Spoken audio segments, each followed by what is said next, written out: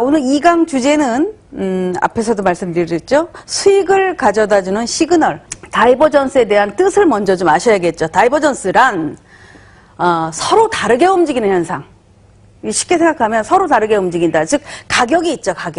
가격이 있고 또 하나는 이제 우리가 지표를 보통 다들 설정을 합니다. 뭐 거래량도 설정할 수 있지만 대부분이 지표를 설정을 하게 되는데 이 흐름에 있어서 가격과 지표가 서로 다르게 움직이는 현상을 다이버전스다라는 표현을 합니다. 즉 주가의 추세 진행 가속도가 즉 모멘텀, 가속도는 우리가 모멘텀이다라고 하는데 주가의 추세 진행 이 가속도가 감소하는 현상을 말하고 추세 전환 파악에 굉장히 용이하다.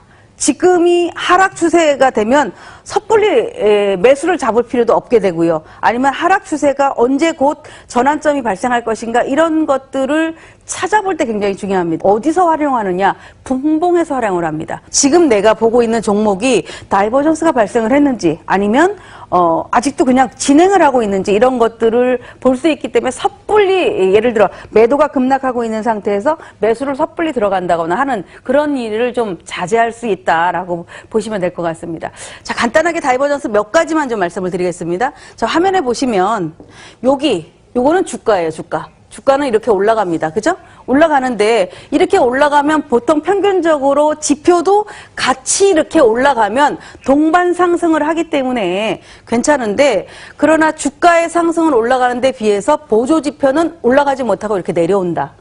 이런 현상을 우리가 다이버전스가 발생했다. 즉 주가는 상승을 하고 있는데 보조 지표는 하락을 하고 있다면 조만간에 약세로 전환을 하겠구나라고 예측을 할 수 있습니다. 또한 주가는 이렇게 하락을 하고 있는데 최근에 이런 종목군들이 많을 겁니다. 보조 지표는 외려 약간씩 저점을 올리면서 높아지고 있다라고 한다면 조만간에 모멘텀이 발생하겠구나. 이 모멘텀이 상승으로 전환할 수 있겠구나라는 것들을 알아낼 수가 있습니다. 이 다이버전스는 굉장히 많아요. 그러나 대부분이 제일 많이 쓰고 어려운 걸 들어가는 것보다는 약세 다이버전스, 강세 다이버전스. 주가는 오르는데 지표가 낮아졌대. 약세 전환할 것인가. 주가는 내리고 있는데 지표가 올라가고 있대. 곧 강세 전환하겠구나라는 것들을 우리가 실전 매매를 하는 이 해외 선물 23시간 안에서도 많이 발생을 하고 있기 때문에 이 두 가지를 집중적으로 알아두시면 상당히 좀 유익하다라고 보시면 됩니다. 자, 여기를 보시면 이게 지금 나스닥인데요. 한번 잘 보십시오. 여러분이 집중해서 보시면 나스닥이 이렇게 올라갑니다. 그죠?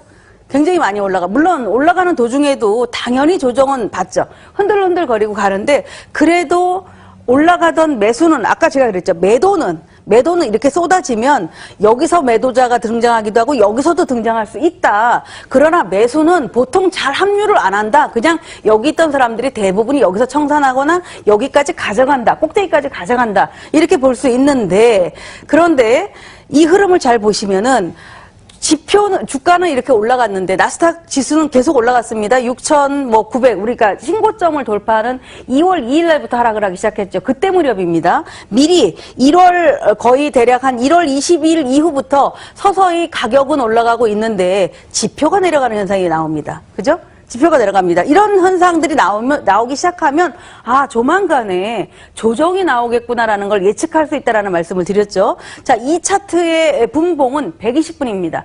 즉 추세이기 때문에 봉 하나가 2시간짜리인데 눈속임을 할 수가 없죠. 흐름을 크게 만들어가는 거라서 결국에는 이 기준점에 다이버전스가 발생을 하고 이 변곡점을 지나는 이 가격이 그닥 높은 가격이 아니었습니다.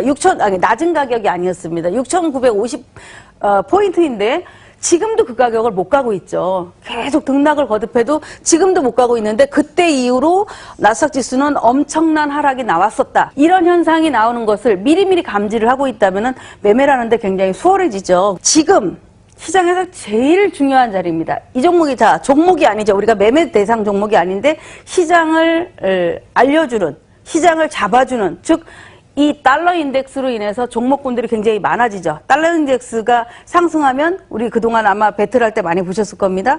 뭐 골드라든가 유로라든가 유로가 하락을 하면 같은 뭐 파운드라든가 이런 종목군들은 하락을 하거나 급락을 한다 이런 말씀을 많이 들으셨을 겁니다. 자, 달러 인덱스를 보시면 마찬가지로 우리 나스닥이 상승 무드로 가고 있을 무렵에 달러 인덱스는 이렇게 90 아래 89선에 머물러 있습니다. 89선. 자, 가격은 이때 가격보다 2월 초 가격이 약간 같거나 비슷한 흐름이 나왔었어요. 그런데 밑에 보조 지표를 한번 보십시오.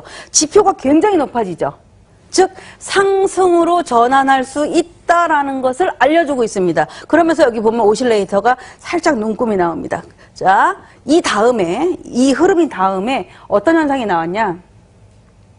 보시면 이런 흐름이 나왔었습니다. 자, 이게 제가 여기 우리 자료를 만드느라고 준비했었던 건데 그때 가격이 지금 그 보여주는 표가 아닌 현재의 흐름에서 이렇게 다이버전스가 발생 후 거의 모든 지표가 발생을 하면 대다수는 바닥이나 꼭대기를 원한다라고 말씀을 드리죠. 자, 내가 샀던 가격이 바닥이고 내가 샀던 가격이 꼭지면 그보다 좋을 수는 없습니다. 그런데 제가 늘 우리 회원들이든 아니면은 뭐 제 방송을 시청하시는 분들이든 드리는 얘기가 바닥이나 꼭대기는 누구나 다 잘 살 수 있는데 가져갈 수가 없다. 이유는 흔들기 때문이다. 왜? 자, 우리 알고리즘이라는 얘기를 많이 하죠. 로직을 가지고 시그널의 프로그램들을 다 많이 만듭니다. 그러나 바닥권에서는 조금만 가격이 흔들리게 되면 로스컷 기능을 막 주게 돼요. 그러나 그 로스컷 기능은 일부러 개인들이 달라붙었을 때 털어내게 하는, 손절매를 하게 하는 그런 유도 과정이다라고 얘기를 합니다. 그러나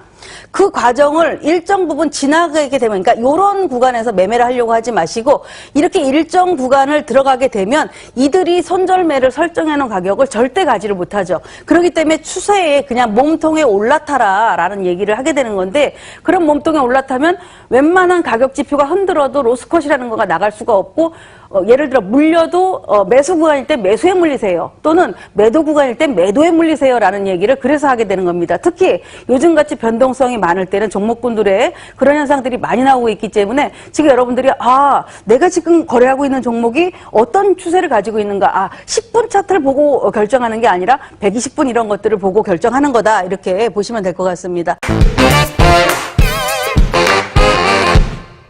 자, 다이버전스가 발생한 이후에 보시게 되면, 다이버전스가 발생하는 이후에 달러 인덱스가 이만큼 상승했는데, 이거는 이제 이 초기 과정이 되죠. 왔다 갔다 하는 초기 과정인데, 중요한 건 뭐냐면, 이 구간이 왔었을 때에, 이 짧은 2월 초의 구간에서도 어떤 현상이 나왔겠냐.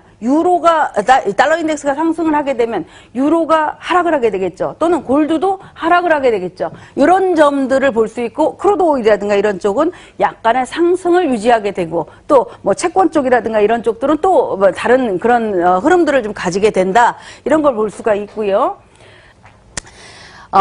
이제 시간이 좀 지납니다. 아까는 2월 초였죠. 다시 시간이 지나서 이렇게 그 4월 중반 무렵을 보시면 또 왔다 갔다 합니다. 제가 동그라미 표시를 해놨는데, 자, 보시면 이때 가격보다 이때 가격이 더 낮아 있습니다. 그런데 지표는 어떻게 되어 있어요? 지표는 똑같이 영역권에 있는데 이때의 가격, 이 가격보다 당연히 지표가 올라옴으로써 어떻게 됩니까? 변곡점이 만들어지죠. 자, 변곡점이 만들어진 이유를 보세요. 제가 항상 그런 얘기를 많이 합니다. 오실레이터가 양 영역을 유지하고 있게 되면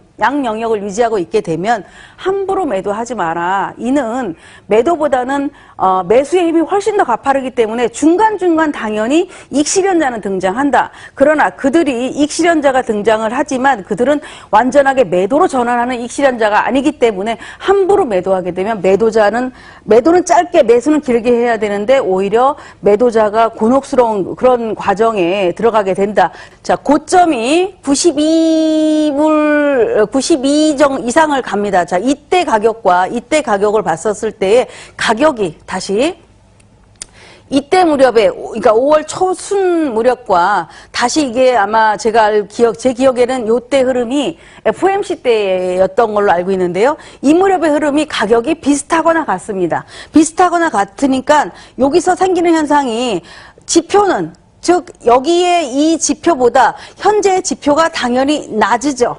그죠? 당연히 낮습니다. 그러면 짧게 하락을 할 수 있겠구나라는 걸 예상해 볼 수 있는 겁니다. 그러면은 자, 요런 흐름이 나왔었을 때 내가 매매 대상 종목은 달러 인덱스는 우리가 보는 지표의 입장이지 매매 대상 종목이 아니잖아요. 그렇다면 여기서 매매 대상 종목은 유로라든가 골드를 집중해서 볼 수 있습니다. 그럼 그들을 짧은 관점에 뭐 매수를 해더라도 짧게 수익을 보고 나올 수 있는 그런 구간이 이렇게 이 다이버전스가 발생을 했었을 때 무턱대고 여러분이 이런 데서 발생했다라고 생각을 하시면 안 됩니다. 자, 이런 구간은 뭐냐면 이 가격보다 높았던 흐름들이 나왔었을 때를 이제 주목을 해야 된다라는 점이고, 그래서 이렇게 현재 이제 우리가 잠시 후에 한번 보면 될 텐데요. 이 흐름이 나온 이후에 전환이 되지 않은 상태라면은 여전히 매수 기운이 강했구나. 자, 지표가 약간 낮아져 있는데 아직 완전하게 수그러들었지 않았기 때문에 약세로 아직까지는 함부로 정하지 않았다. 그러나 종목군들로 놓고 봤었을 때 최근에 뭐 옌이라든가 이런 종목군들도 보면은 다이버전스가 발생한 이후에 급등하는 그런 시세가 나왔어서 오늘 여기 최근에 이제 이렇게 지나갔었던 차트를 좀 제가 가지고 나왔지만 여러분들이 계속해서 어떤 학습의 효과로 학습으로 살펴볼 수 있다라고 볼 수 있습니다. 자, 앞에서 제가 달러 인덱스를 보여드렸죠. 달러 인덱스가 4월 가장 최근 기준으로 4월 중반부터 5월 초까지 아주 급등을 합니다. 92 이상까지 가게 되는데 굉장히 92 이상 갔다라는 건 사실 굉장히 많이 오른 거거든요. 그 무렵에 무엇을 봐야 되냐? 가치, 즉 달러 인덱스가 상승을 하면 뭐 유로라든가 골드, 달러로 결제를 하는, 결제를 하는 종목군들, 상품들은 하락을 합니다. 그러니까 제가 국채 얘기를 많이 하죠. 금리가 올라가게 되면은 국채는 떨어진다. 금리가 떨어지면 오늘 같은 경우는 막 금리가 아까 보니까 막 올라가던데 3%대를 이제 가까이 가잖아요. 왔다 갔다 하는 흐름인데요. 그러다 보면 국채가 하락을 합니다. 국채가 보통 급등을 한다거나 상승을 하면 금리가 하락을 하게 되죠. 그런 것처럼 이렇게 종목별로 같이 묶어서 볼 수 있는데 달러 인덱스가 상승을 했었을 때에 그 고점이, 그러니까 바닥을 터닝하는 이때의 흐름이 우리 앞에서도 제가 4월 중반 말씀을 드렸잖아요. 이때 무렵에 보시면은 여기와 즉 유로가 대략 거의 이 무렵 되죠. 이때의 가격보다 그 다음번 가격이 조금 높습니다. 그런데도 보조지표인 이 지표는 훨씬 더 낮아 있죠. 그러니까 바로 전환이 되지 않는다는 얘기예요. 아, 오늘 다이버전스가 발생했으니까 내일 가격이 바로 하락할 거야. 이게 아니라 서서히 준비를 해야 되는구나. 이런 걸로 볼 수 있는데 이렇게 다이버전스가 발생하고 시간이 조금 흐른 뒤에 결국에는 매도가 장대 음봉이라는 그 캔들이 발생하면서 이평선을 이탈하게 되는데 그냥 뭐 중간중간에는 분명하게 매수도 올라오기도 하고 뭐 당연히 반등도 나오고 하죠. 그런 흐름이 나왔지만 실질적으로 이 추세 흐름을 보게 되면은 영역이 다이버전스는 그 달러 인덱스는 양 영역에 계속 상승을 하고 있는 반면에 유로 같은 경우는 이렇게 계속해서 하락을 하고 있었다. 자, 그러면 이들은 가격도 떨어지고 지표도 떨어지고 하는데 여전히 영역의 기울이 너무 크기 때문에 쉽지 않다. 아직까지는 그렇게 쉽게 돌아서기가 어렵다라는 것들을 볼 수 있고요. 또 상대적으로 골드, 최근 이제 제가 이렇게 약간의 어떤 다이버전스가 있어서 약간 매수 종목으로 잠깐 선정을 좀 해보고 있는데요. 비슷합니다. 가격은 그때보다 같거나 또 이렇게 같거나 비슷하거나 하는 상태에서 보조지표는 굉장히 가파르게 기울어지고 있다. 기울어지고 있다는 얘기는 다이버전스가 발생했다는 얘기죠. 그 후로 골드도 급락을 합니다. 급락을 하고 최근 흐름을 보시게 되면 지금 1305에 가격 저점을 만들어 놨는데 골드가 급반등을 한다 이런 것보다는 과연 오실레이터가 양전환으로 전환하는 시점과 이렇게 가격이 같거나 더 낮았었을 때 다이버전스가 발생하는 걸 보니 골드 같은 경우는 서서히 주목할 때가 돼가고 있구나라는 것들을 살펴볼 수가 있습니다. 그래서 이런 종목군들이 우리가 짧은 거래를 하는, 내가 30분 차트로 거래를 한다거나 아니면은 뭐 나는 어차피 당일 거래를 하기 때문에 짧게 거래를 한다라고 한다면 분 차트에서도 한 30분 차트를 놓고 다이버전스를 찾아볼 수 있고요. 큰 흐름을 놓고 보게 된다면 큰 흐름을 가지고도 다이버전스를 찾아볼 수 있다라는 그런 관점에서 제가 준비를 해봤는데 사실 짧은 시간에 이런 것들을 좀 요약을 해드리고 있지만 이 해외 선물의 장점이면서도 단점일 수 있는 게 그런 점이죠. 너무 변동이 크기 때문에 변화무쌍해서 거래하기가 힘들다라고 하시는 분들도 있거든요. 그러나 제가 그런 얘기를 합니다. 우리 국내 선물이 보통 6시간 반 정도가 평균 하루의 거래다라고 한다면 해외 선물이 23시간이 거래가 되니 이를 3등분으로 나눠라. 그렇다면 우리 국내 선물이 3바퀴가 도는 동안에 해외 선물은 하루에 거래가 되는 것이다. 그렇다면 내가 거래를 하는 기준이 대략 한 6시간, 7시간 정도로 쪼개서 이 시장을 바라보게 된다면은 지금 제가 말씀드린 이 다이버전스를 찾는 방법도 쉽고 또는 종목을 접근하는 방법도 훨씬 더 용이하다라고 볼 수가 있습니다.